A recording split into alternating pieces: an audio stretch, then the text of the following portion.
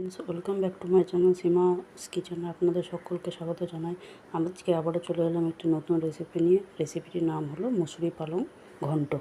চলুন, প্রথমেই আমরা নিয়েছি কিছুটা পালং শাক।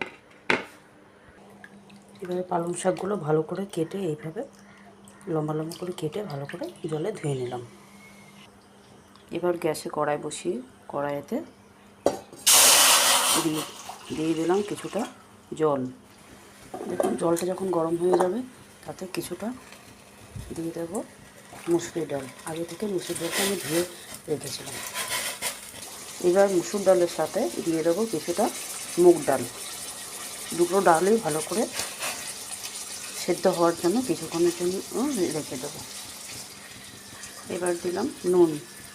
ডালটা যখন একটু সেদ্ধ হয়ে আসবে তখন তার মধ্যে দিয়ে দেবো কেটে রাখা পালং শাক। এবার তাতে দিয়ে দেবো কিছুটা হলুদ। তার সাথে দিয়ে দিলাম দুটো কাঁচা লঙ্কা। লঙ্কার পরিমাণটা আপনারা যে যতটা পরিমাণ ঝাল খান সেই অনুযায়ী দেবেন। দিয়ে কিছুটা ভালো করে নাড়িয়ে ঢাকা দিয়ে দেব।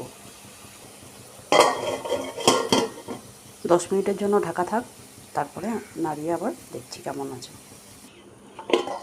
10 মিনিট পরে দেখুন কেমন ডাল আর পালং শাক দুটোই সেদ্ধ হয়ে গেছে। এবারে একটু ভালো করে নাড়িয়ে নামিয়ে নেব কড়াই থেকে। এবার একটি গ্যাসের কড়াই বসিয়ে তাতে নিয়ে নিলাম কিছুটা সর্ষের তেল। আপনারা সাদা তেল দিয়েও করতে পারেন, কিন্তু আমি সর্ষের তেল দিয়ে করলাম। সর্ষের তেল দিয়ে করলে সাদা তেলের থেকে একটু খেতে ভালো হয়, টেস্টিটা ভালো হয়। এবার তেলের মধ্যে দিয়ে দেবো পেঁয়াজ ফোড়ন। পেঁয়াজটাকে দিয়ে কিছুক্ষণ নাড়িয়ে নেব, যতক্ষণ না একটু সেদ্ধ না হচ্ছে পেঁয়াজটা। এবার তাতে দিয়ে দেবো সামান্য লঙ্কার গুঁড়ো। লঙ্কার গুঁড়োটা আপনারা যে যেরকম ঝাল খান সেই অনুযায়ী দেবেন। আবারও একটু সামান্য নাড়িয়ে নিলাম।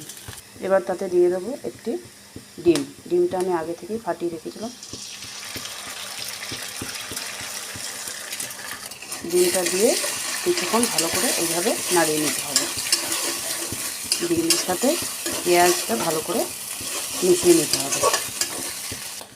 এবার তাতে দিয়ে দেবো সামান্য হলুদের গুঁড়ো।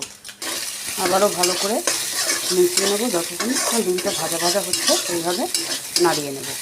দেখুন বন্ধুরা, ডিমটা বেশ সুন্দর ভালো ভাজা ভাজা হয়ে গেছে।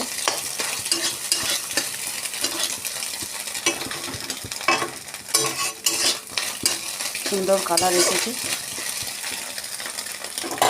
ডিমটা যখন ভাজা ভাজা এইভাবে হয়ে যাবে এতে